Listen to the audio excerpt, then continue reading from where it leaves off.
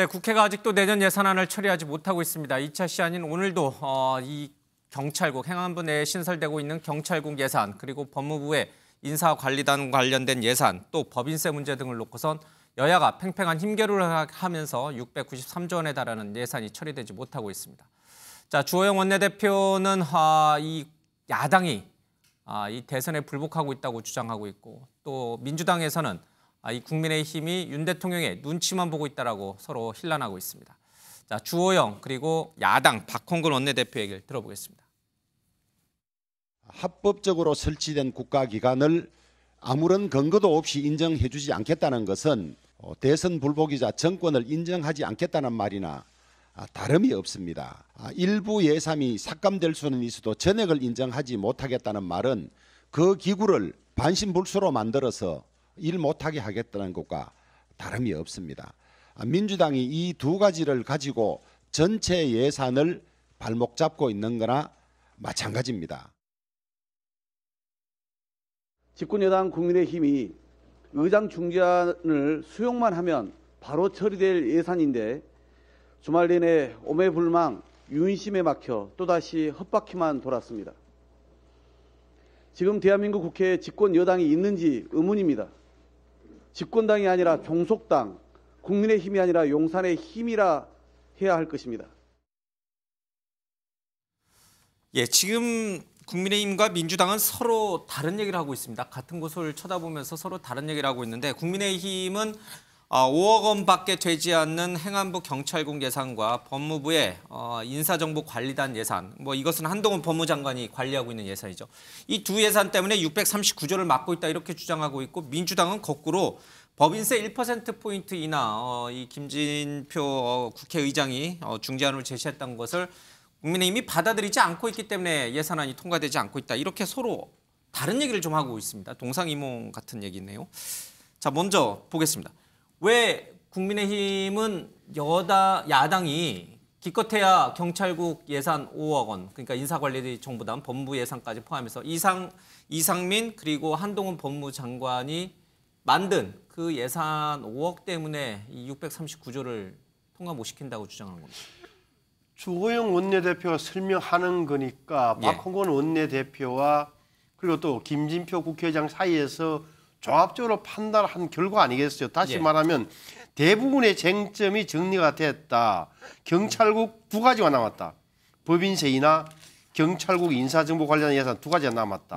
그러니까 쟁점이 됐던 게 뭐죠? 기억이 잘 납니까? 저도 잘 안 나는데 임대주택, 지역화폐, 기초연금 등 다른 쟁점 사안들은 대충 의견 접근이 됐다. 법인세도 주호영 원내대표 설명에 의하면 어느 정도 의견 접근이 됐는데 결국 남는 건 뭐냐? 경찰국과 인사정보관리단 예산이다. 이게 주호영 원내대표 설명이니 사실관계는 어떻게 모르겠어요. 다만 가장 적확하게 현장에서 하는 사람의 상대니까 믿을 수밖에 없는 거다. 그렇다면 문제는 결국은 말 그대로 행안부의 경찰국, 한동훈 장관의 인사정보관리단 이 두 가지가 민주당의 주장은 뭐냐면은 적법 절차를 거치지 않은 조직이다. 다시 말하면 시행령에 의해서 만들어진 조직이다. 그래서 우리는 인정해 줄 수 있기 때문에 예비비를 일단 써라. 우리는 이걸 정시 예산으로 편성 못 해주겠다. 이런 취지란 말이에요. 그러니까 어떻게 보면 자존심 대결처럼 비춰진 측면이 분명히 느껴져요. 지금 그러면 여당 국민의힘 입장에서 보면은 야당이 민주당이 이상민 장관 그리고 한동훈 장관이 미어서 그 두 사람이 만든 조직 관련된 예산 5억 원. 그 5억 원 때문에 639조 원을 붙들어내고 있다 이렇게 보시는 거예요? 그렇게 볼 수 있는 대목이 분명히 있잖아요. 그러니까 지금 김진표 의장의 중재안이라는 것도 보면은 이 두 가지 조직 인사정보관리단과 경찰국에 대해서는 여야 협의를 적법성 결정이 있을 때까지는 예비비를 쓴다는 부대 의견을 넣자는 게 김진표 의장의 2차 중재안이었어요. 이 말은 대입법 보면 민주당에서 결국은 예비비로 해줄 수는 있지만 정식 예산은 안 된다고 강하게 반대했음을 나타내는 그런 대목이란 말이에요. 정말 민주당은 이상민 장관하고 한동훈 법무장관이 미워가지고 겨우 5억밖에 되지 않는 그 예산 때문에 639조 나라 전체 예산, 서민 예산을 포함한 그 예산을 붙들어 잡고 있는 겁니까? 아니요, 미운 건 일단 믿고요. 미운 건 두 사람이 미운 건 미워요. 그건 팩트고 또 하나는 뭐냐면은 이 두 조직이 문제의 두 조직이 법 개정 사안일 겁니다. 엄밀하게 우리가 잣대를 들이대면. 예. 근데 법 개정을 얼렁뚱땅 그냥 뭐 구렁이 담는 듯이 넘어가가지고 시행령으로 이렇게 얼렁뚱땅 된 거란 말이에요. 예. 그러니까 일단 조직은 그렇게 얼렁뚱땅 넘어갔지만 예산은 손 좀 보겠다라는 그 결의를 민주당이 가지고 있는 거죠. 예. 그래서 이게 지금 최종적으로 마지막까지 합의가 되지 않는 아이템으로 남게 된 이유는 예. 이 두 사람이 미운 건 미운 거고 이 두 조직 결국은 정말로 하고 싶었으면 법을 고치든지 예. 뭔가 하여튼 원칙적으로 접근을 했어야 되는데 그렇게 안 됐단 말이에요. 그러니까 일단 이게 타결이 어떻게 될지는 짐작하기는 어렵습니다만은 일원 한 장 못 주겠다는 자세로 지금 나오는 거죠. 그러니까 이게 뭐 600조가 넘는 예산에다가 따지면은 사실 굉장히 적은 액수이긴 하지만 정치적으로 상징성이 굉장히 높은 거고 끝까지 이렇게 이걸 잡고 브레이크를 잡음으로써 국민들에게 이 조직은 태생부터가 좀 이상한 조직이다.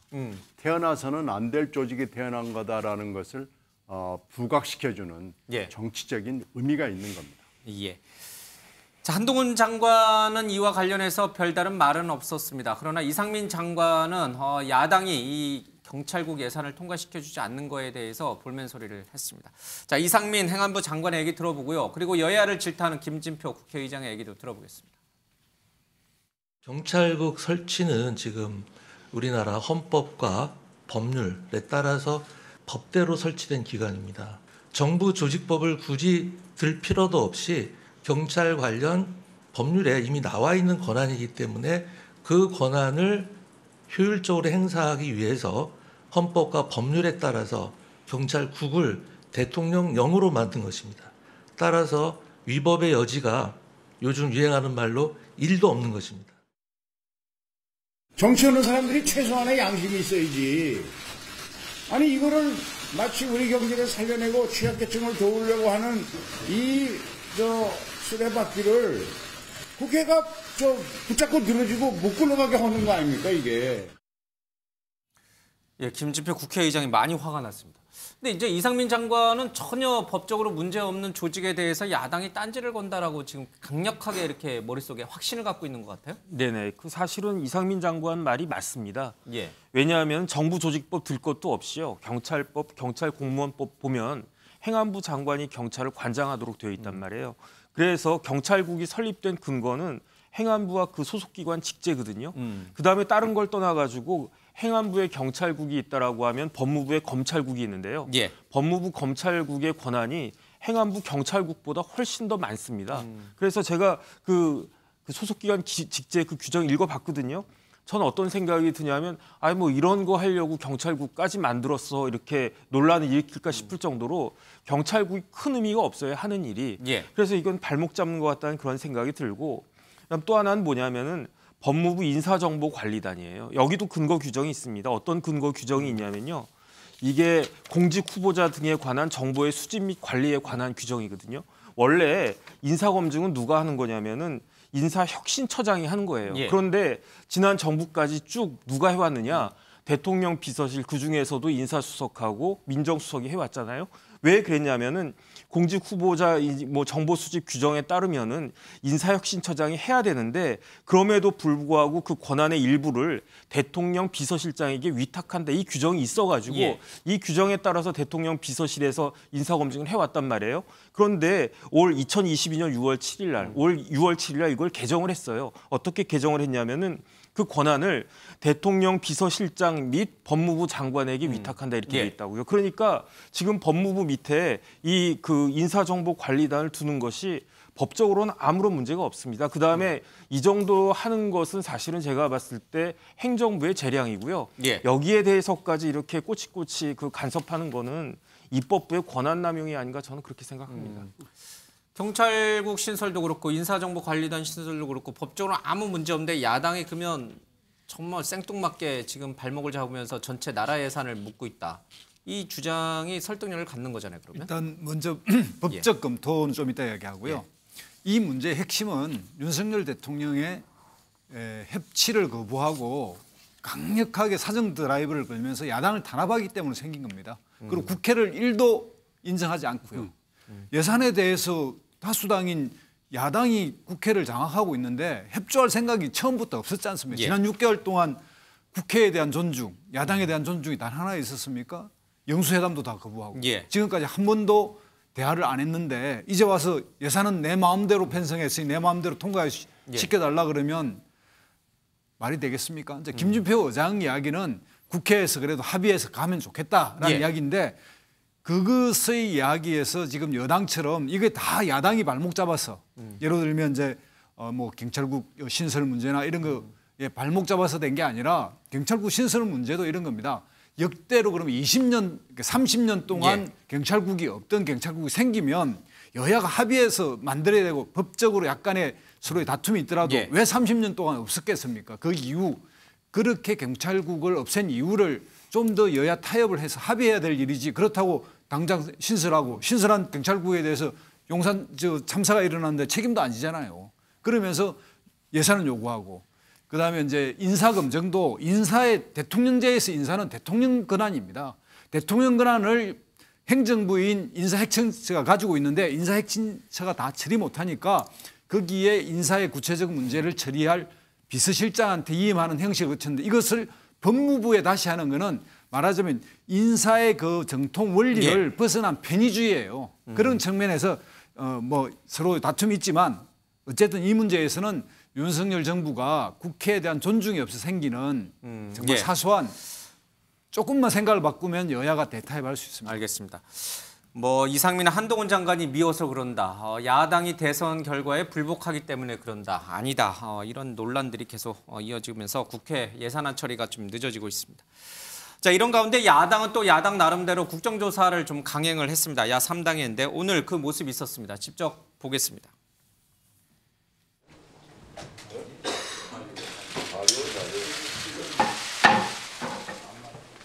채택도 하지 못해서 지금까지 진행이 어려움이 있었던 것 같습니다. 국정조사 특위위원장으로서 저는 더 이상 본조사를 지체할 수 없다고 판단하였습니다. 국민의 단호한 명령이자 유족들의 간절한 염원인 이태원 참사 국정조사를 더 이상 미룰 수 없었습니다. 국민의힘 의원님들께서 지금이라도 속히 국정조사에 참여하실 것을 위원장으로서 강력하게 요청드린다는 말씀을 드리면서 오늘 회의를 시작하겠습니다. 예, 보시는 것처럼 국민의힘 의원들의 자리는 모두 비어 있습니다. 국민의힘 의원들이 빠진 채 이태원 국정조사가 시작이 됐습니다. 모레 첫 현장 조사가 이루어집니다. 그리고 지난 금요일은 이태원 참사 49제였습니다. 이 자리에 윤석열 대통령은 참석하지 않았습니다. 그리고 오늘 오후에는 한덕수 총리가 이태원 참사 유가족들을 갔습니다마는 유가족들과는 직접 대화를 나누지 못한 채 5분 만에 자리를 뜨는 일도 좀 있었습니다. 이태원 참사와 맞물려서 국정조사가 파행으로 좀 이어지고 있는 그런 분위기가 이어지고 있습니다.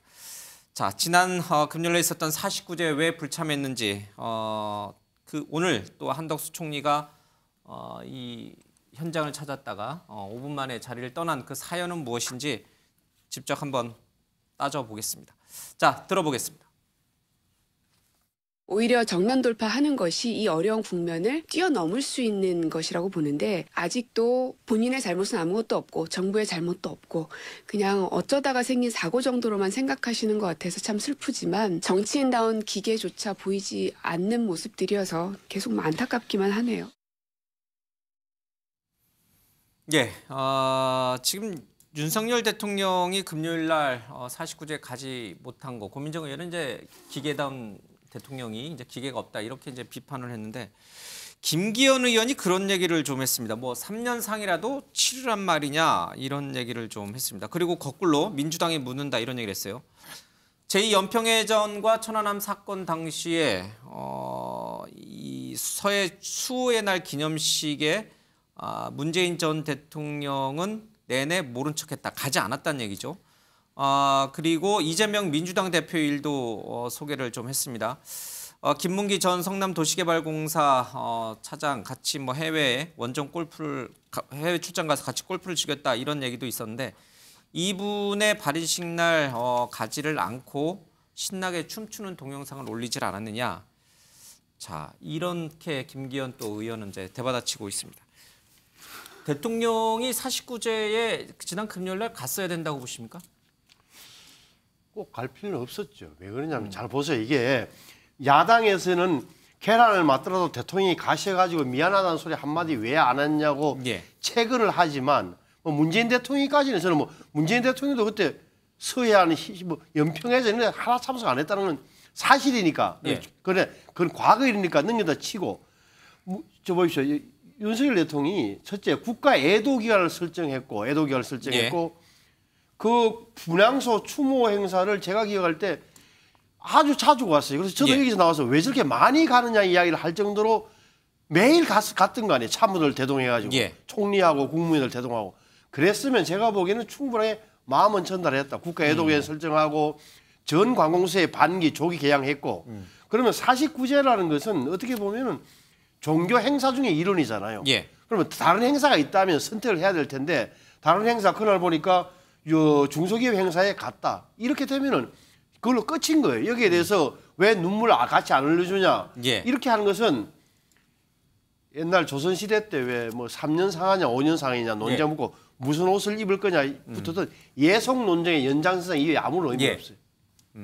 그러면 49제는 가지 않았지만 지금 화면에 잠깐 나왔습니다만 한 자선 행사에 가서 물건을 사면서 한박 웃음을 진 거. 이거는 비판받을 일입니까? 그러면 그 자리에서 울어야 됩니까? 저는 이런 이야기를 좀 대통령에 대한 요구 수준도 좀 높이자. 정치인들의 요구 수준으로 매일 뭐 울고 있을 수는 없는 거 아니에요. 제가 저 자리에 가서 그러면 뭐 다시 뭐랄까 추모의 마음을 가지고 할 수는 없는 거 아니에요. 그래서 저는 이런 문제는 너무 이렇게 가면은 결국 나중에 다 보면 공격하는 자들이 당하게 돼 있어. 왜? 국민들도 안단 말이에요. 마음은 아프고 하지만 또 저는 지나치단 말이에요. 해석하기에 따라서.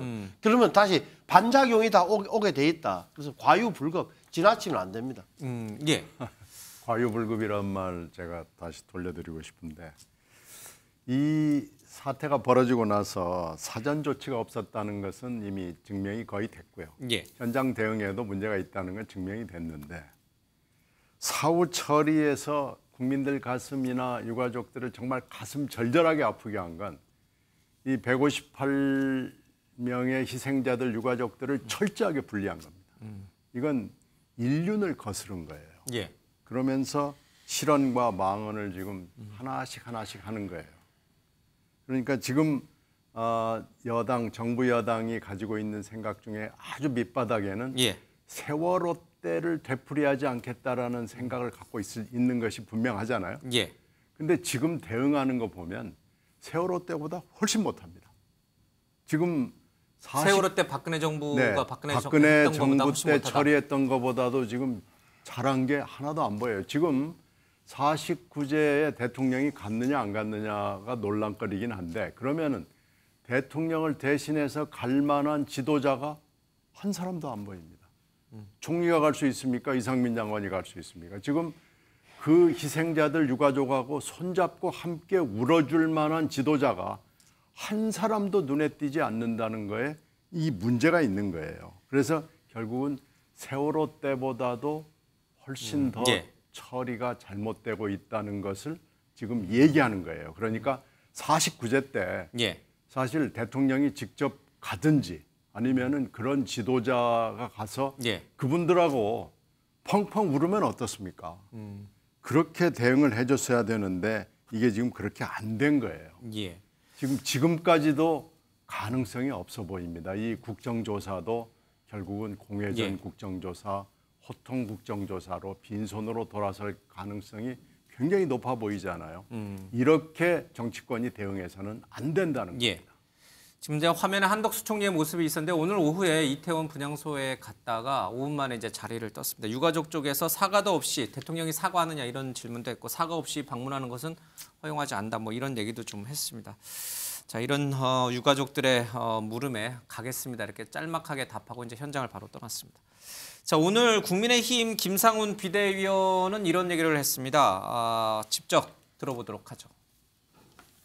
국가적 비극을 이용한 참사 영업을 하려는 것은 아닌지 우려됩니다. 지난 세월호 사태에서 우리는 똑똑히 목격했습니다. 국가적 참사가 발생했을 때 이를 숙주로 삼아 기생하는 참사 영업상이 활개치는 비극을 똑똑히 보았습니다. 이들은 참사가 생업입니다. 진상이 무엇인지는 관심이 없습니다.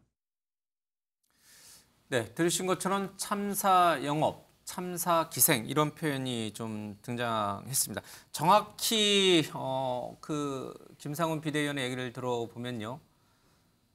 비극이 영업이 되는 것은 중단되어야 한다 이런 얘기를 하고 있습니다. 국가적 비극을 이용한 참사 영업을 하려는 것은 아닌지 우려된다. 그러니까 이 참사 영업, 참사 기생을 하는 주체는 아마도 시민단체들로 좀 추정이 됩니다. 그렇죠? 이제 유가족하고는 조금 다른 얘기고. 자, 이 표현의 적절성은 어떻게 보십니까? 정말로 어떻게 저런 이야기를 할 수 있나 생각이 드는데요. 어쨌든 유가족하고 시민운동이나 시민단체를 분리해서 하나는 철저하게 나쁜 의도를 가지고 뭔가 정말 폐마해도 된다 이렇게 생각하고 하는데 사실은 저 모든 부분이 서로 돕고 연결되고 서로 협력하고 해야 될 일이지. 아니 시민운동이나 시민단체는 그럼 저걸 모르는 척 내버려 두고 유가족만 저 문제를 해결해야 합니까? 우리 국민 모두가 다 같이 나서서 해야 되는데요. 저는 저런 발언을 하는 거는 국회의원의 자질과 저분이 어디 출신이고 왜 국회의원이 됐는지에 대한 이게 생각을 해보면 이해는 할 수 있어요.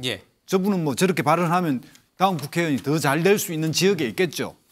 그럼에도 불구하고 국민 전체가 지금 가슴 아파하고 마음 아파하는 이 상황에서 좀 더 사람들을 위로해 주면서 이 문제를 풀어나갈 때 예로 들면 그런 거 아니겠습니까? 민주당도 무슨 일 있을 때 뭐 이래 참배도 안 하고 애도도 안 했다. 그래서 민주당이 욕을 먹었지 않습니까? 그럼 지금도 그럼 똑같은 그런 사람이 되겠다는 겁니까? 민주당이 그래서 정권도 잃었는데 지금 그러면 그 야당이 잘못했으니까 우리 여당도 이렇게 잘못해도 되는 거야? 이게 성립이 안 되지 않습니까? 좀 더 잘하자고 하는 거고 국민들이 이해했을 때 이제는 좀 그러지 말자고 반복하지 말자고 그러는데 날이 가면 남이 갈수록 이런 참사를 계속 정쟁적으로 키우고 누구를 특정하게 공격해서 분리해서 한쪽은 나쁜 놈을 만들고 이런 식으로 정치를 해나가는 거는 정말 잘못된 태도입니다. 알겠습니다. 정 변호사님 생각은 어때요? 일단 뭐 숙주란 말을 썼으니까 기생충이 생각이 나는 거죠. 그러니까 그런 식으로 폄하를 갖다가 하는 것인데 제가 봤을 때 그 김 의원이나 이제 이런 분들은 어떤 생각을 하느냐. 이 이태원 참사를 특히 민주당에서 그다음에 그 친야 단체에서 정권을 공격하는 수단으로 이용하고 있다라고 생각을 하는 것 같아요. 그런 선입견을 갖고 있으니까 저런 이야기에 그게 대해서 김 의원 혼자만의 생각일까요? 아니면 지금 보수층에서 상당수 분들이 그렇게 생각하고 뭐 일정 부분 그렇게 생각하시는 분들도 있겠죠. 제법 있다. 네, 그다음에 이제 그런 분들은 어떻게 생각하냐면은 세월호 때하고 지금 이태원 참사가 같은 것이냐, 동격이냐. 그것은 아니지 않지 않느냐. 왜냐하면 세월호 때는 진짜 꽃다운 어린아이들이 물에 빠져 수장되고 있는 과정을 우리가 TV로 중계방송하듯이 그렇게 봤단 말이에요. 그러니까 얼마나 마음이 처참했습니까? 그런데 이태원 참사는 그 정도는 아니지 않느냐 이런 생각을 하는 것 같고 그다음에 이제 자꾸 이렇게 공격을 갖다가 하니까 왜냐하면 제가 문상은 기억을 못할 정도로 많이 갔거든요. 49제에 참석한 적은 제가 기억이 한 번도 없어요. 역대 대통령들이? 아니요, 제가. 제가 이제 주변에 이제 여러분들 돌아가시지 않습니까? 뭐 부모님도 돌아가시고 심지어 뭐 제 친한 친구도 그 사망하고 그랬는데 저랑 제일 친한 친구가 죽었을 때에도 저는 49제 참석 안 했어요. 그런데 그런 의미, 49제는 그런 의미거든요. 그런데 대통령이 거기 안 갔다고 해가지고 뭐 이렇게까지 공격할 대상인가? 대통령이 잘못을 인정했거든요. 왜냐하면 신성범 의원님 말씀하셨지만 추모 기간 동안에 하루도 빠지지 않고 추모식장에서 참배를 갖다가 했잖아요. 그다음에 대통령이 국가 책임 없다고 안 하고 국가 배상 책임도 인정한다고 했잖아요. 그럼에도 불구하고 그 사과를 전혀 받아들이지 않겠다라고 하니까 반작용으로 저렇게 김 의원 같은 이야기가 또 나온 것이 아닌가 저는 그런 생각이 있습니다. 주말에 있었던 논란 하나만 더 살펴보도록 하겠습니다. 이 대통령의 선물이 각지 또 어려웠던 분들에게 좀 갔습니다. 근로자 또 환경미화원 사회복지사 등에게 전달된 선물인데 이 선물 뚜껑을 열어보고선 조금 논란이 됐습니다.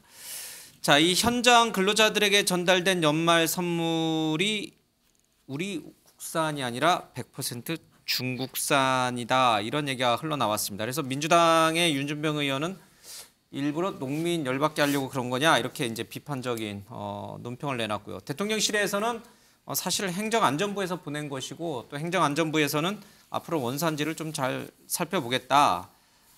그런 이제 얘기를 좀 했습니다. 이 장애인 중증 장애인 생산품이라고 해서 이쪽에서 생산된 물건이라고 해서 이제 직접 대통령 선물로 선택을 했는데 이 가운데 이제 견과류 세트가 100% 국산이 아니었다는 얘기를 하고 있습니다. 일종의 해프닝성으로 그냥 보고 넘겨야 되는 건가요? 아니면 이것도 뭐 진짜 이 윤준병 민주당 의원 전의 말처럼 아주 그냥 꼼꼼하게 세세하게 따져가지고 비판을 가해야 될 문제인가요? 원래 이게 청와대 선물은요. 예. 굉장히 치밀하게 기획을 해서 이게 대통령 이름으로만 나가는 거기 때문에 기획을 해서 준비를 해서 발송을 하는데 이제 좀 실수를 한 거죠. 특히 견과류는 국산이 좀 찾기가 쉽지 않거든요. 예. 그래서 항상 이 대목에 대해서 논란이 나올까 봐 굉장히 걱정을 많이 하는 대목인데 이걸 보면서 제가 느끼는 점이 하나 있습니다. 이게 이런 실수들이 있어서 지적을 받고 한 게 이게 처음이 아니에요. 예. 그러면은 전임 대통령, 전전임 대통령에서 쭉 그걸 좀 기록을 검토해보고 기획을 하는 사람들이 치밀하게 작업을 했어야 되는데 그런 거 없이 그냥 덜렁덜렁 하다가 이렇게 또 사고가 났습니다. 그러면은 이런 실수를 되풀이하지 않아야 됩니다. 그리고 전임 대통령이나 전임의 그 주요한 정치인들이 했던 실수 중에 이것도 들어있거든요. 그러면 이건 안 하도록 노력했어야죠. 이게 좀 너무 치밀하지 못한 행정적 결정을 내리는 거 아닌가 싶습니다. 짧게 혹시 논평하실 부분 있습니까? 우리 심리 의원님. 말씀이 맞는 말씀이죠. 그러니까 제가 보기에는 이런 거예요. 전체적으로 보면 대통령 선물 세트가 몇 개나 나갔을까? 한 8만 9천 명이라 그래요. 그 가운데 5종류가 세트별로 있는데 2,300명에 전달된 견과류 세트에서 이 문제가 발생한 거예요. 그러니까 말씀하신 대로 이 리스트는 명단은 아마 그 명단은 아마 행안부에서 관리해서 대통령실에 올렸겠죠. 그래서 발송은 된 건데 우선 변명 자체가 그거는 뭐 대통령실이 보는 게 아니라 행안부에서 보냈다는 자체가 좀 틀린 거고 좀 조심히 했어야 되는 거 이런 것도 보면은. 근데 뭐랄까 저는 이해가 되는 게 중증 장애인 생산품 생산 여기에서 장애인들이 앉아서 작업을 했는데 그 외국 견과류로 작업을 해서 팔았겠죠. 그걸 갖다 보니까 실무진의 실수였다. 실수도 자꾸 여러 번 반복되다 보면 뭐 큰 문제가 생깁니다. 그래서 조심해야 되는 거예요. 알겠습니다. 자, 다음 이슈로 가보겠습니다.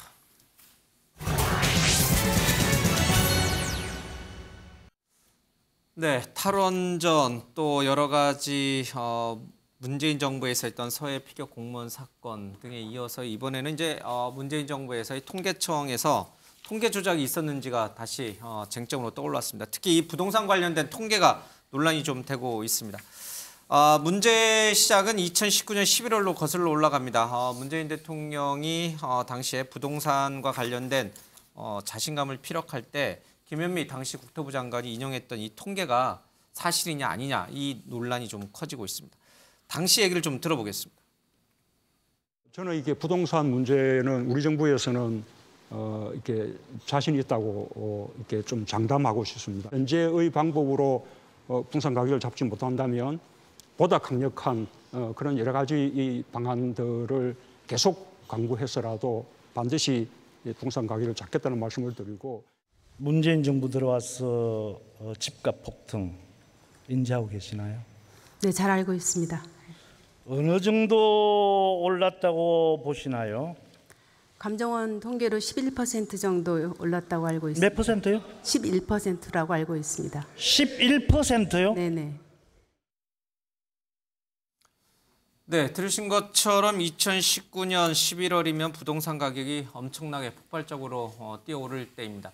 국토부 장관이 당시에 11% 올랐다라고 얘기했을 때도 많은 언론이 장관이 제대로 모르는 거 아닌가, 체감하지 못하고 있는 거 아닌가 이런 얘기들이 흘러나올 정도였습니다. 실제 체감 부동산 상승률은 뭐 40%, 50%에 달한다 이런 얘기가 나왔고 이것을 지금 현재 윤석열 정부 산하의 감사원이 당시 통계청 자료를 좀 왜곡한 거 아니냐, 국토부가 조직적으로 은폐한 거 아니냐 이런 얘기를 하고 있습니다. 원희룡 국토부 장관까지 좀 거들고 있는 형국입니다. 자, 정익진 의원님, 실제로 지금 감사원 감사 결과 좀 나와야겠습니다만은 실제로 당시에 김현미 장관이나 문재인 정부에 있던 주요 공무원들이 통계를 선별적으로 이렇게 채택을 해서 유리한 쪽으로만, 그러니까 집값이 많이 오르지 않았다. 문재인 정부가 집값을 잘 관리하고 있다. 이런 식으로 유도해내서 엉터리 통계를 가지고 얘기했다. 국민을 속였다라고 생각하십니까? 그런 걸 떠나가지고요. 예. 지난 정부에서의 집값의 폭등은 역대급이었습니다. 그거는 사실 누구나 다 아는 거 아니었겠습니까? 예. 집값만 오른 게 아니고 매매값만 오른 게 아니고 임대, 전세 가격도 엄청나게 올랐어요. 그래가지고 주변에 집을 멋모르고 팔았더니 또 문 대통령이 집 팔라고 하셨단 말이에요. 예. 집을 팔았더니 이제 그 가격으로는 전세도 불가능했다. 이런 아우성이 한두 번이 아니었어요. 그런데 그럼에도 불구하고 김현미 장관이 주무장관으로 또 장관 오래 하셨단 말이에요. 예. 그러니까 일반 사람들 생각에는 어떤 생각이 들 수밖에 없냐면은 통계 뒤에 숨은 것이 아닌가. 그런데 통계법을 찾아보면요. 통계에 대해서 어떻게 정의를 하고 있냐면 통계는 의사결정을 하기 위해서 합리적으로 수행하기 위한 그러한 공공자원이다. 이렇게 규정하고 있단 말이에요. 예. 그렇기 때문에 이게 여기에 대해서는 정확하게 그 통계가 이용이 돼야 되는 거고 그다음에 통계법에 보면은 통계를 작성하고 공표하는 과정에 있어서 영향력 행사하는 것을 금지하도록 되어 있고 예. 만약에 이걸 위반해가지고 통계 종사자한테 영향력을 행사하게 되면은 예. 징역 3년 이하 3천만 원 이하 벌금에 처해질 수 있게끔 벌칙 규정까지 있었단 말이에요. 그럼에도 불구하고 이게 그 피부로 느끼는 것과 정반대의 그런 수치를 들면서 예. 그 정책을 합리화하려고 하는 그런 그 모습들이 보였었기 때문에 이런 부분들이 지금에 와서 다시 또 문제가 되는 것이 아닌가 싶습니다. 지금 문제가 되고 있는 것이 이제 부동산 주로 통계입니다. 근데 사실 말씀하셨지만 통계는 이 뭐 정치 권력의 교체와 무관하게 항상 정확하고 객관적으로 제시되어야 정책 위반을 할 때 굉장히 중요하게 반영을 해서 올바른 방향으로 우리나라 경제 정책을 이끌고 갈 수 있습니다. 실제로도 이 당시에 김현미 장관의 이 부동산 값 상승에 대한 인식은 조금 현실과 동떨어져 있다라고 하는 언론들의 비판이 좀 있었어요. 근데 이게 일부러 통계를 조작해서 그렇게 한 것인지 아니면 전체를 보지 않고 일부분만 봐서 그렇게 한 것인지 단순한 과오인지 이 부분은 좀 감사원 감사 결과 좀 나와봐야 확인할 수 있습니다만 좀 흘러나오는 얘기로는 조작했을 가능성이 있다는 얘기 아닙니까? 일단 통계를 분석하거나 보는 이런 부분에 차이가 분명히 있을 수 있습니다. 그러니까 과거에 이제 영국의 정치인이 그런 이야기를 했습니다. 세상에 거짓말이 3개 있는데 거짓말과 하얀 거짓말과 통계가 있다. 이렇게 이야기할 정도로 통계라고 하는 것의 어떤 그 방법론상의 차이가 있을 수 있습니다. 그러니까 그런 부분에서의 어떤 이런 게 있는데 지금 현재 이제 이 뭔가 감사원이나 뭔가 이게 뭐 검찰을 동원해서 이제 이 통계에 관련된 여러 가지 부분까지 다시 이제 사정에 이제 칼날을 갖다 대려고 하는데요. 여기에서 만약에 이제 부동산 문제를 한번 보십시다. 지금 현재 국민들이 느끼는 부동산 체감 지금 폭락은 거의 25%에서 50% 가까이 폭락한 걸로 보이는데 실제 지금 통계는 10%가 안 되고 있거든요. 그만큼 통계와 현실의 차이가 있습니다. 그리고 시간적인 차이가 있다는 뜻이군요. 갭이 있고 어느 지역에 표본으로 하느냐에 따라서 또 아파트만 하느냐 또는 그 뭐 가열지구만 하느냐 전체 부동산을 하느냐 다 다르기 때문에 그런 거에 이제 차이가 있고요. 그 당시에 이제 문재인 정부는 가능한 수요를 억제해서 좀 더 이런 그 부동산 투기와 거품이 일어나는 걸 방지하려고 하는 노력을 했고 그런 거에서 통계를 가지고 가능한 국민들을 설득하려고 했습니다. 결과적으로 부동산 이런 그 거품과 투기 결과를 막 부추기고 결국 정치권이 공격하고 언론이 막 지금 안 사면 맞지 안 된다고 연끌까지 해서 다 사라고 만든 결과가 지금 현재 부동산 지금 대폭락을 하고 있지 않습니까? 그런 것까지 다 반성을 해가면서 봐야 될 문제인데 마치 문재인 정부가 부동산을 다 가격을 올린 것처럼 올리는 과정에서 국민을 속인 것처럼 됐지만 문재인 정부 당시 말했던 대로 부동산 좀 더 젊은 사람들이 사는 걸 자제했으면 지금 이런 부동산이 엄청 폭락하면 괴로움이 덜 할 겁니다. 그런 것처럼 그런 정책에서 그 주무 장관이 지금 현재 통계를 이야기할 때 국민들이 아무도 안 믿었다는 것, 현실과의 차이가 있다는 것, 이런 걸 좀 종합적으로 판단해야 된다고 저는 생각합니다. 알겠습니다. 우리 김준수 총장님 지금 여야 얘기를 좀 잠깐 듣고요. 제가 발언권 드리도록 하겠습니다. 자, 이 한쪽에서는 이렇게 통기 조작은 국회 문란이라고 주장하고 있고요. 다른 한쪽에서는 윤석열 정부의 뭐 탈원전이라든지 서해 피격 공무원 사건과 마찬가지로 문재인 정부 망신 중이다 이렇게 보고 있는 것 같습니다. 양쪽의 얘기를 들어보겠습니다. 지난 문재인 정권의 통계 조작이 점차 그 모습을 드러내고 있습니다. 통계는 국가 정책 수립의 출발점이며 통계 조작은 정책 실패와 국민 피해를 예비하는 범죄 행위입니다. 지난 정권의 통계 조작의 전모를 파헤쳐서 불법이 있다면 엄중한 처벌을 하여야 할 것입니다. 통계 조작이 있었는가? 저희는 없다고 분명하게 말씀드리고 싶고 오히려 그 통계의 체계들을 개선하는 것들은 정부로서는 당연히 해야 될 역할 아니겠습니까? 이런 모든 것들을 다 불법이라고 하시니 지금 모든 통치 행위가 다 불법이라고 하면서 검찰 수사, 감사원 감사로 다 몰아내고 있는 거잖아요. 이 정부는 오로지 문재인 정부를 모욕 주기를 통해서 그걸로 인기를 좀 얻어보고자 하는 것 아닌가. 예, 근데 지금 잘 보셔야 될 대목이 김현미 장관이 2년 전인 2020년 7월 달에 국회 본회의에 답변할 때 서병수 의원과의 대화에서 11%, 11%라고 놀라잖아요. 뒤에 의원들이 굉장히 많이 웅성대면서 소연스러웠어요. 예. 그 말은 뭐냐? 달랐단 말이에요. 아주 체감하고 너무 달랐다. 심지어 다른 민간업체에서는 조사를 해보면 52%가 올랐다고 되어 있는데 당시 김현미 장관이 근거로 삼았던 부동산원, 한국부동산원을 어떻게 조사를 했겠습니까? 지금 감사원의 중간에 어떤 조사 과정을 보면 첫째, 한국부동산원은 자료를 왜곡했어요. 어떻게? 집값이 덜 오른 지역의 표본을 많이 갖다 썼단 말이에요. 감사에서 나온 거예요. 두 번째, 조사원이 조사한 것이 아닌 다른 숫자를 임의로 기입했다고 돼 있어요. 이 감사원 감사에서 서서히 밝혀지고 있는 거예요. 이러면은 이것은 단순하게 정책 판단의 문제가 아니라 왜곡과 조작으로 넘어간다. 두 번째, 통계청장이 2018년 9월 달에 갑자기 바뀌어. 황수경 씨가. 왜 그랬습니까? 결정적으로 보면은 가계 소득 분배가 좋아지지 않았다는 결론을 나면서요. 왜? 소득 주도 성장을 위해서 그렇게 갑자기 최저임금을 급히 올렸는데 그 효과가 반영 안 되는 통계가 나온 거예요. 그래서 황수경 청장을 압박을 했는데 대통령 청와대에서 말을 안 들으니까 교체해버린 거예요. 이번에 감사원 조사를 받으면서 그 이야기를 다 했단 말이에요. 후임도 조사받고. 그래서 이 두 가지를 본다 치면 문재인 정부 당시에 주택 가격 동향, 자 집값, 가계 동향 정보, 자 소득과 소비, 고용 동향, 일자리 여기에 대해서 전반적으로 마사지를 했다. 손을 봤다. 더 나아가서는 왜곡과 조작의 흔적이 조금씩 보이고 있다. 이게 지금 일어나고 있는 감사원의 감사 내용이에요. 물론 결론은 봐야 되겠지만 저는 제 눈에 그렇게 보이는 거예요. 지금. 심각한 국기문란이다. 이렇게 저는 그렇게 보이죠. 왜냐하면 이거는 선의도 하나물론 숫자는 거짓말 안 해야 되잖아요. 정권을 떠나서. 오늘 감사원이 김건희 여사의 이 사저와 관련된 의혹에 대해서도 감사에 착수했다 이런 얘기가 나오고 있는데 정익진 변호사님, 야당에서는 이른바 감사원이 전 정부만 수사하는 거에 조사하는 거에 대한 감사하는 것에 대한 이른바 물타기 아니냐 이렇게 야당은 지금 보고 있는 것 같아요. 글쎄 그건 모르겠고요. 이제 국가계약법에 따르면은 거의 모든 그 계약은 수의계약이 아닌 그 경쟁계약하도록 되어 있거든요. 그런데 이번 같은 경우에는 수의계약으로 이루어졌단 말이죠. 그런데 수의계약 사유에 해당이 될 수는 있어요. 그런데 제가 제일 좀 의문스럽게 생각하는 것은 공사 기간이 너무 길었다는 거예요.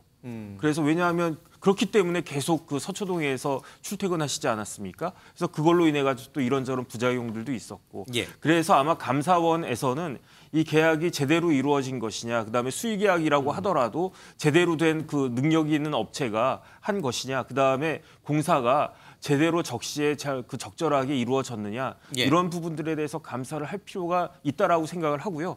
거기에 대해서 감사하는 것이 저도 필요하다는 생각이 듭니다. 정말 문재인 정부에서 부동산 정책을 잘하고 있다라는 것을 강조하기 위해서 잘못된 통계를 악의적으로 이렇게 편집 왜곡한 건가? 네.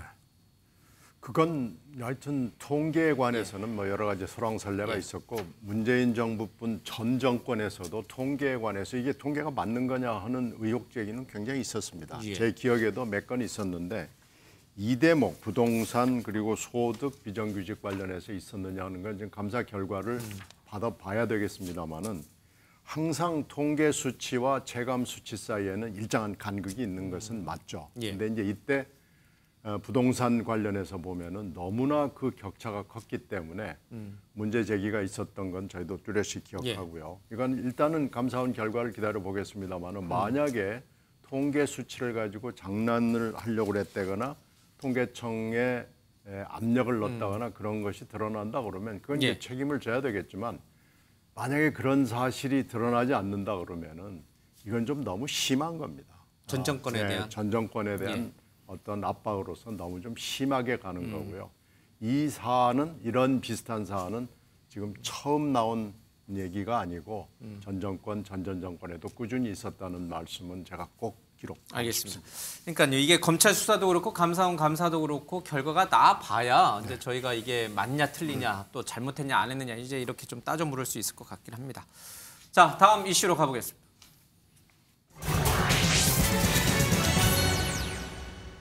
박지원 의원이 결국 민주당에 복당을 했습니다. 끝까지 반대를 했던 정청래 의원도 이 뜻을 받아들였습니다. 이재명 대표가 강력히 설득을 했다 이런 얘기도 흘러나오고 있습니다. 자, 관련된 얘기 들어보겠습니다.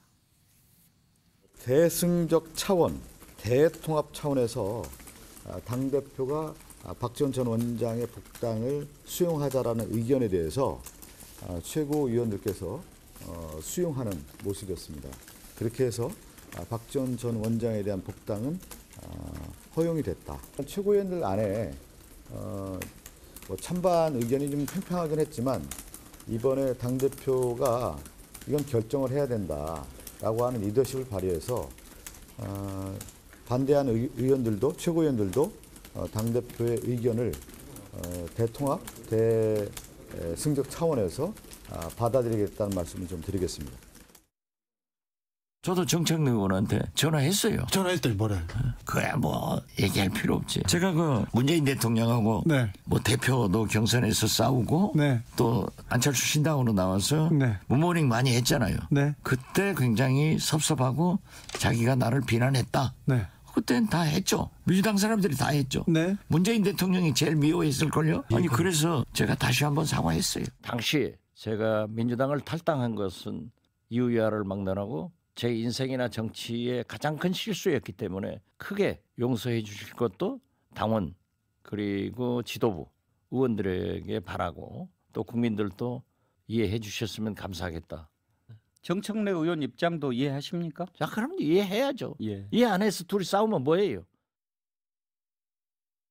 그의 분당질, 분탕질에 대한 추억이 아무래도 찝찝합니다.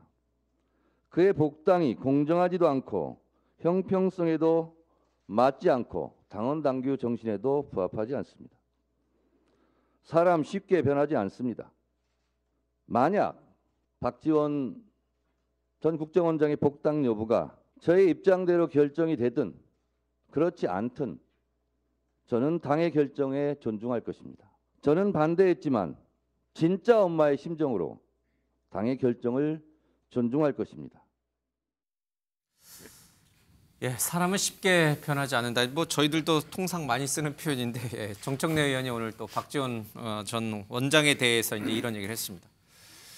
그러니까요, 김준수 총장님, 사람 쉽게 변하지 않아요. 근데 맞습니다. 이제 박지원 전 원장은 사과했으니 다 정리된 거다. 예.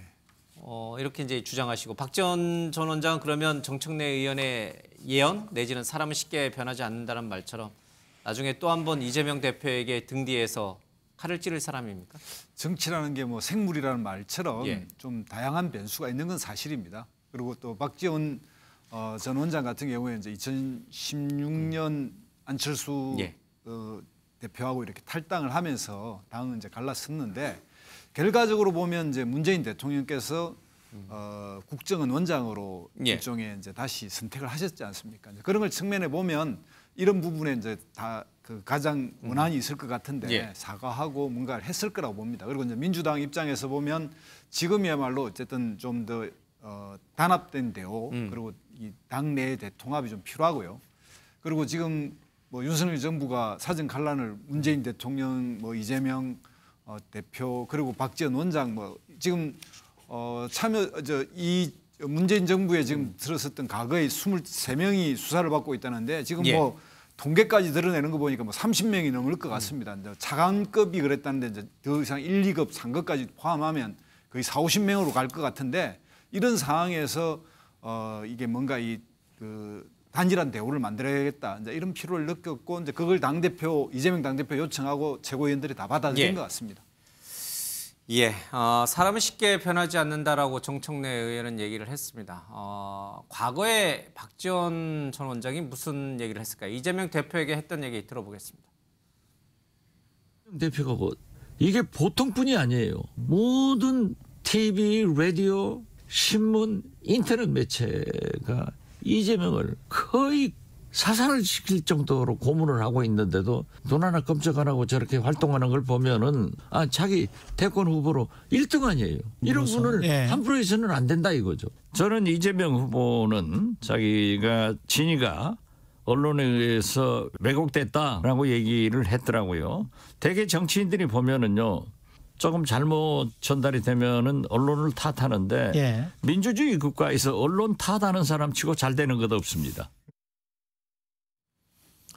네, 지난해까지만 해도 사실은 이재명 대표를 굉장히 비난하고 비판했던 분이 이제 박지원 원장입니다. 근데 이제 올해 들어와서는 특히 이제 복당 여부를 앞두고서는 굉장히 이재명 대표에게 우호적인 발언을 이제 많이 하셨습니다. 이재명 대표 입장에서는 아까 김두수 총장님 말씀하셨지만 지금 여권의 공격이 또 검찰과 감사원을 비롯한 이런 공격을 막아낼 이 방어 또는 역공을 취할 공격수가 정말 필요해서 박지원 전 원장을 받아들인 건가요? 필요하죠. 지금 두 분의 그 이해가 딱 맞아떨어졌습니다. 박지원 원장은 지금 빨리 복당을 해가지고 어디 지금 공천을 받으려고 지금 여기저기 돌아다니고 있고 지금 지역도 거의 결정이 됐다고 얘기를 들었고요. 그리고 지금 이재명 대표 입장에서는 지금 대변인이나 당의 공식 기구들이 하는 그 대응이 영 마땅치가 않다고 그래요. 그래서 이 큰 스피커, 성능이 좋은 스피커가 지금 필요하고 이 박지원 전 원장은 그거의 스피커의 성능과 그 출력으로서는 대한민국에서 뭐 손가락 안에 들어가잖아요. 그리고 이 현란한 말 솜씨도 그렇고 말 뒤집는데 뭐 거의 천부적인 재능이 있는 분입니다. 그래서 이번에도 그 검찰 가가지고 검사 칭찬하면서 원본 삭제가 되대 뭐 이렇게 말을 그냥 180도 바꿔버리잖아요. 근데 또 그게 밉지가 않아요. 그래서 다른 사람이 하면은 당신 말 바꿨잖아요 그러는데 박지원 원장이 하면은 그게 그럴 수도 있겠네 하는 아주 굉장히 말 솜씨가 뛰어나고요. 지금 하여튼 두 분의 그 이해는 딱 맞아떨어지는데 정청래 최고위원의 말도 맞습니다.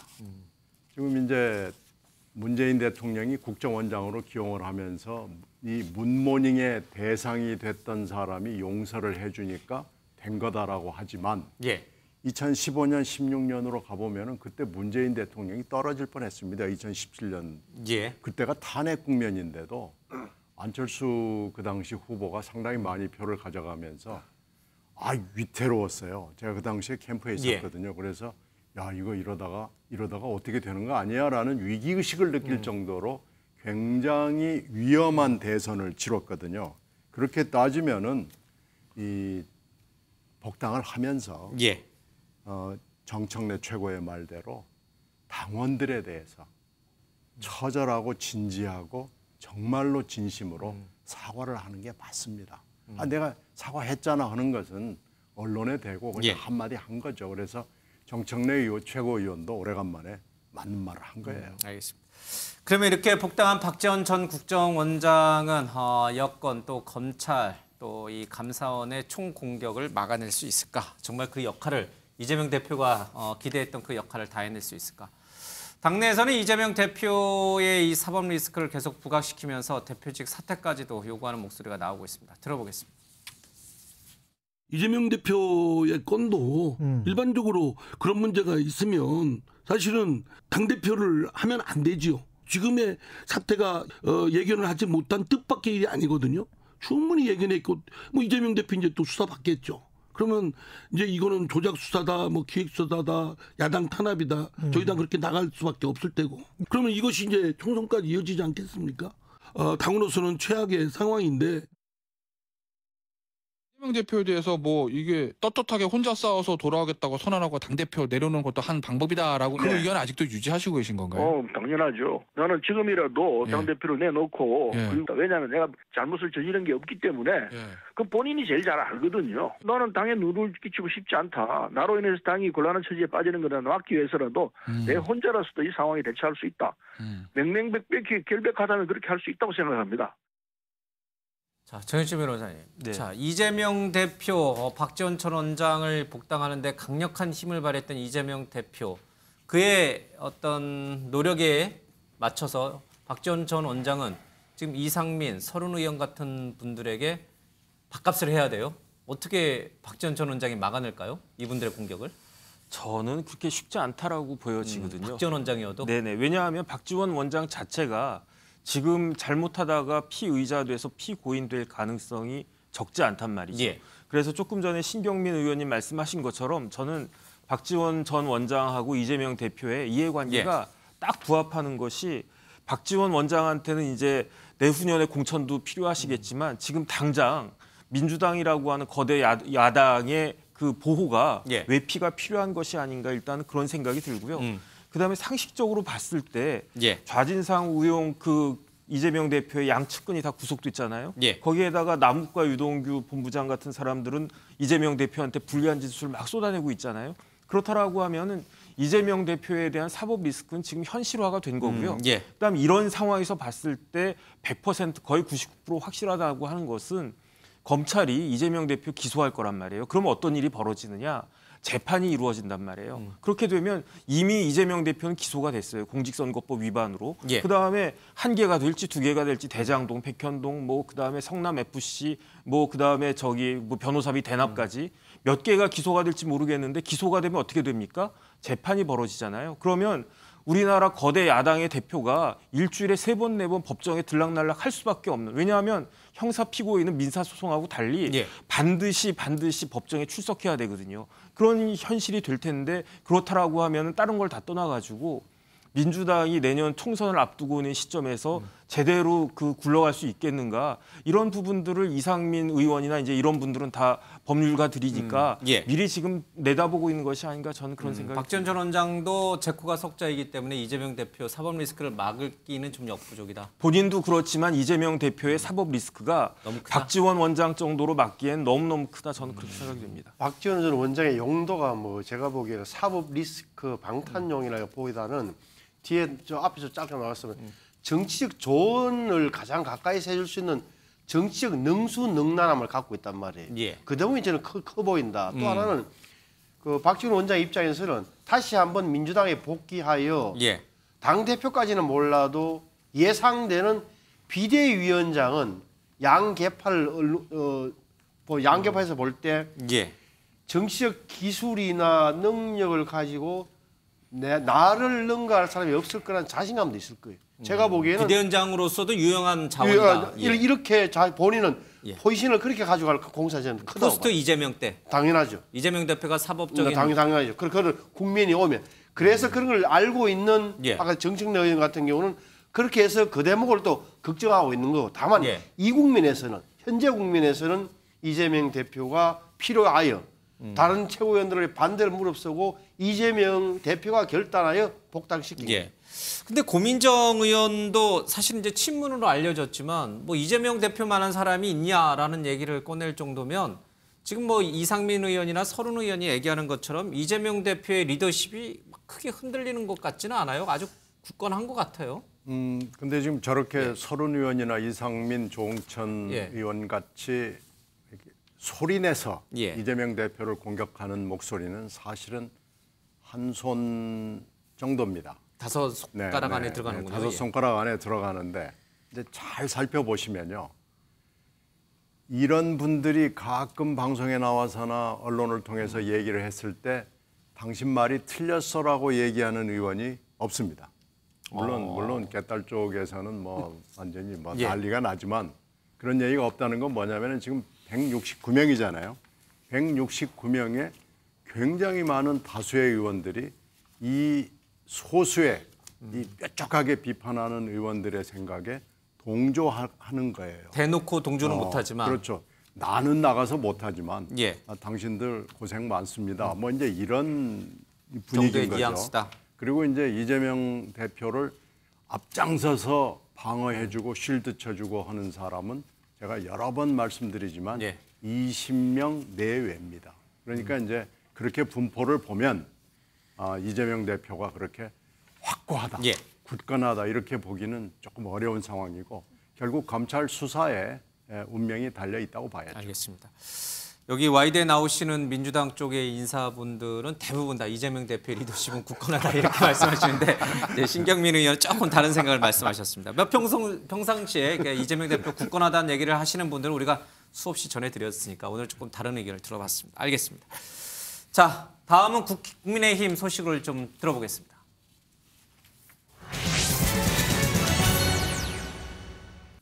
예, 국민의힘도 전당대회 룰 문제를 놓고선 신경전이 치열합니다. 오늘 정진석 비대위원장이 시동을 걸었습니다. 100% 당원으로 전당대회를 치르겠다라고 하는 의지를 강력히 피력을 했습니다.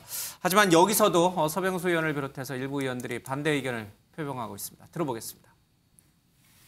당대표 및 최고위원 선출을 위한 당원 개정안의 핵심은 100% 당원 선거인단 투표로 당 지도부를 선출하는 것으로 비대위원들 모두 의견을 모았습니다. 오늘 투표제에 대한 구체적 논의는 있었나요? 결선 투표제를 실시하는 이유는 당원들의 총의를 거듭 확인해서 당대표의 대표성을 제고하기 위한 것입니다. 예, 정진석 비대위원장이 100% 당원으로 이 전당대회를 치르겠다, 이 개정안을 처리하겠다라고 이제 선언을 했습니다. 그런데 여기에 대해서 국민의힘 오선 중진인 서병수 의원이 이런 얘기를 좀 했습니다. 자신은 경선 규칙을 바꾸는데 단호하게 반대한다. 괜한 헛심을 들이지 말라 이런 얘기를 했는데 모든 선거에는 당신과 민심이 같이 반영됐다. 이런 경선 규칙이 있었기에 우리 당의 대통령 후보와 당대표 출마자들이 당심에 기대고 민심을 얻고자 애썼던 것 아니냐. 그런데 왜 이제 와서 갑자기 국민의 소리에 귀를 닫겠다는 것이냐. 이렇게 이제 서병수 의원은, 그리고 나를 뭐 친윤이냐 비윤이냐 이렇게 말하지 마라. 나는 친윤이다. 이런 얘기를 했습니다. 5선 중진 의원인 서병수 의원이 왜 국민의 귀를 닫고선 대표를 뽑으려고 하느냐. 일가를 했어요. 서병수 의원이 처음 국회의원 된 게 뒷대목이 2002년에 2002년. 예. 중요한 게 2004년에 박근혜 이름 석자가 드디어 당대표 반열에 올라 2004년에 전당대회를 통해서 홍사덕 의원하고 붙었던 게 최병렬 대표 다음에 그 박근혜 대표가 되는데 이때가 5대5였어요. 그 이야기를 하는 거예요. 5대5. 그걸 5대5에서 7대3으로 정착됐단 말이에요. 2014. 그래서 18년대는 아니다. 그러니까 어떻게 보면은 그동안에 아주 당심을 굉장히 강조했던 민주당은 올해 이재명 대표 될 때 7대3으로 바꿨단 말이에요. 왜? 여론조사 25에 일반 당원이 5%에서 7대3으로 왔는데 7대3으로 잘 하던 국민의힘은 이제 당원 100% 간다. 저는 뭐 바뀔 수 있다고 보는 건데 그 타이밍이나 이런 문제 때문에 역사성 때문에 일부에서 문제 제기를 한다. 또 하나는 당원이 많이 늘어났다고는 하지만 아직도 지역적으로 편차가 많단 말이에요. 호남은 약할 거 아닙니까? 그걸 보정하는 하나의 수단으로서 여론조사 30%가 기능해 왔던 건데 제가 보기 이 대목에 대해서는 글쎄 왜 꼭 이 시점에서 이렇게 할까라는 특히나 이 전당대회를 앞두고 그런 의문은 사라지지 않는 거죠. 왜 그럴까? 유승민 의원은 이렇게 전당대회 룰을 바꾸는 것을 어떻게 생각하고 있을까? 직접 들어보겠습니다. 대통령은 당연히 정당의 경선이나 공천이나 또 선거에 개입하지 못하도록 돼 있고 그게 굉장히 중한 죄입니다. 경선 개입은 징역 5년 이하의 징역에 처하게 되어 있습니다. 그럼 박근혜 대통령 왜 그렇게 공천 개입으로 2년 징역형을 받았는지 우리나라에서 제일 정확하게 잘 아시는 분이 윤석열 대통령이거든요. 그런데 그분이 지금 그런 말씀하시니까 이거는 매우 심각한 불법이다. 더 이상 하지 마시라라고 말씀드린 거죠. 무리하게 집권당 내부 구도 정리를 하려고 한 것이 윤석열 대통령의 가장 큰 실책으로 남을 거예요. 저는 이준석 대표를 이렇게 무리해서 쫓아내고 결국은 지금은 이준석 쫓아낸 자리에 유승민이 올 것을 두려워해서 온갖 정치적 무리를 수를 범하고 있지 않습니까? 근데 저게 뭐냐면 오랫동안 저당을 이끌어왔던 여러 당 시스템이 다 무너지고 있는 과정이거든요. 김진수 총장님, 자 들으신 것처럼 대통령이 이 당 전당대회에 룰에 개입하는 것은 굉장히 잘못된 거라고 유승민 의원이 아주 대놓고 비판하고 있고, 유승민 안철수 의원, 그러니까 이른바 비윤계, 반윤계 쪽에서 당대표가 되는 것을 대통령이 걱정한 나머지 100% 당원 투표로 하려고 하는 것이다. 그게 진짜 이유인가? 해석은 상당히 타당하다고 봅니다. 예. 그러니까 이 지점에 우상호 와서 의원의 해석이에요. 예, 역사를 다 부정하고 지금 와서 이렇게 지금까지 안 했던 룰을 하려고 하는 거기 분명한 이유가 있겠죠. 전통적으로 대통령제 나라에서는 당 대표가 없습니다. 미국의 경우에 중앙당도 없고요. 당을 그냥 전국위원회 의장만 있는데 이렇게 이제 당 대표를 간부 중심으로 뽑던 보수 정당들이 당헌 쪽으로 투표가 이렇게 내각제 국가에들 보면 영국 노동당이나 좀 넘어가는 건 사실입니다. 당헌의 영역을 높이고 그럼에도 불구하고 우리가 이런 여론을 이렇게 반영하고 이런 부분은 당들이 영남에 치우쳐 있거든요. 또 그다음에 국민의힘 같은 경우에는 그다음에 지금 냉정히 이야기하면 60대 이상의 당이란 말입니다. 지지율이 높은, 그리고 수도권이 별로 이렇게 배제되어 있는 극우 중심의 정당, 이런 것들을 좀 국민 여론이나 이런 걸로 해서 좀 보정하자는 뜻이 있는 건데 이런 걸 다 무시한다면 당 중심으로 가자는 건 좋은데 저렇게 되면 이제 국민으로부터 고립되는 거죠. 그러니까 만약에 우리나라 당들이 내각제 국가처럼 다당제 국가이고 그러면 당원들이 그냥 뽑는 게 맞습니다. 당 대표를. 그런데 대통령제에서는 뭐냐면 당 대표와 대통령이 다른 역할을 하고요. 그리고 그 대통령은 국가 원수로 역할을 하게 되는데 이리 되면 특정 정파의 수장이 돼서 개파 정치를 하겠다는 거고, 이러면 국회 협조나 시 야당과의 대화 이런 게 다 부정되는 거죠. 이러면 이제 불행해지는 이 출발입니다. 부정해지는 출발이다. 글쎄요, 이제 국민의힘 당원 26조를 보니까 선거인단 70%, 여론조사 30% 이렇게 당대표 뽑는다 나와 있는데 이 규정을 개정하겠다는 거죠. 반장을 뽑을 때 여러 가지 방법이 있어요. 담임 선생님이 너 해라 이렇게 지명할 수도 있고, 아니면 학부모들이 이 학생이 좋겠다 뭐 그럴 수도 있고, 아니면 뭐 옆반 학생 한 30% 들어와라, 아니면 전교생 30% 들어와라 이렇게 할 수도 있는데, 중요한 거는 반 학생들이 자기 반 반장을 어떻게 결정할 수 있는지 그 결정권을 그 반 학생들이 갖는 게 그 중요한 것 같고요. 그 다음에 제일 중요한 거는 좋은 반장을 뽑는 게 제일 중요하겠죠. 그 다음에 정말로 좋은 반장이 뽑혔는지 여부는 제가 봤을 때 24년 총선에서 결과가 어떻게 나올 것이냐 그거에 달려 있는 거지, 지금 뭐 룰 갖고 이래라 저래라 이야기하는 것은 뭐 큰 의미가 있을까 하는 생각이 들고, 그 다음에 우상호 의원은 여당 걱정하기에 앞서 민주당부터 먼저 걱정해야 될 것이 아닌가, 저는 그런 생각이 듭니다. 알겠습니다. 자, 마지막으로 윤 대통령 오늘 나온 지지율을 좀 잠깐 살펴보도록 하겠습니다. 6개월 만에 40%를 돌파를 했습니다. 리얼미터 여론조사입니다. 좀 해석이 좀 나올 것 같은데, 뭐 유승민 의원이 여러 비판을 하고 있습니다만 대통령은 더 힘을 얻고 있는 것 같습니다.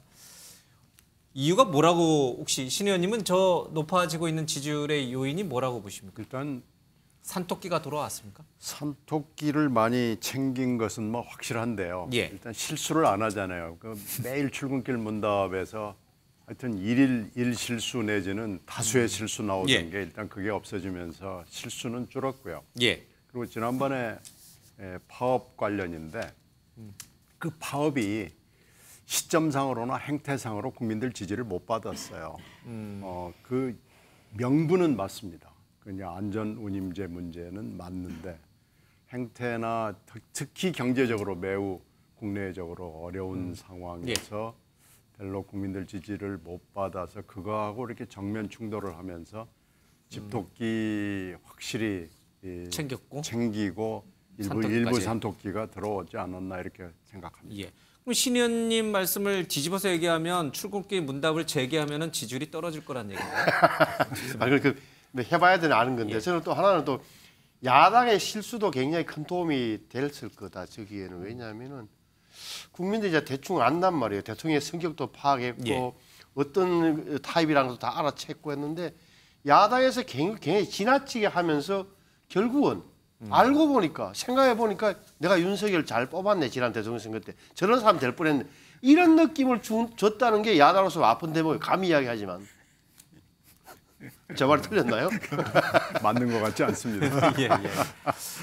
김준수 총장님은 짧게 한 20초 정도만. 예, 이게 여론조사는 뭐 등락이 있는데요. 원래 출발한 지점으로 조금 회복해가는 건 좋은 일입니다. 그리고 열심히 국가를 위해서 하는 건데 저걸 너무 정파적으로 이용하거나 정파적으로 이해해서 산토끼, 집토끼인데 집토끼 잡는 거를 통해서 뭘 하려고 하는데 지금 뭐 이게 제3차에 지금 문재인 정부를 공격하고 있는데 이런 부분을 통해서 계속 정략적으로 지지율을 상승하려면 안 됩니다. 알겠습니다.